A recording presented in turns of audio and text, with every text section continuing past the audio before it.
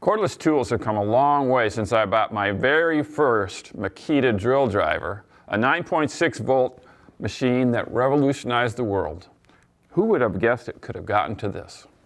These three tools from Makita are an example of just how far we have come. Just a short while ago, cordless routers were top-heavy oddities. This sweet plunge version is a joy to use. And this cordless plate joiner, it's another super handy tool.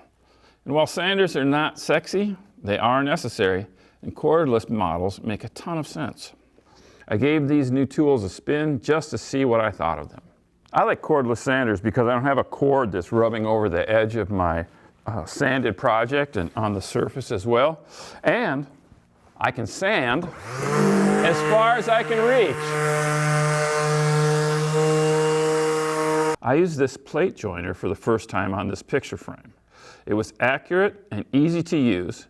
Biscuits are great for miter joints. I used this router in both its fixed base and its plunge base form to add shape and shadow lines to this picture frame.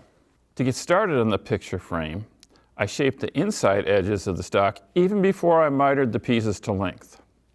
I used another cordless saw to do that task, Makita's 10-inch miter saw. After it was glued together, I wanted to shape the outside edge of the picture frame, which was easy to do. This small router is perfectly sized for this task. The last machining step is to cut a picture hanging slot, which is where the plunge feature really comes into play. With a fence to guide the cut, it was a piece of cake. I found these 18-volt tools from Makita to be everything I needed to build this little project and to do it well.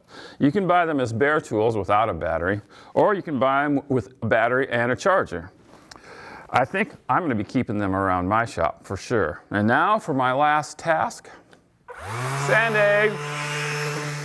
I hope you found today's video of interest and perhaps learned a thing or two. I'm Rob Johnstone from Woodworker's Journal. Keep on making sawdust.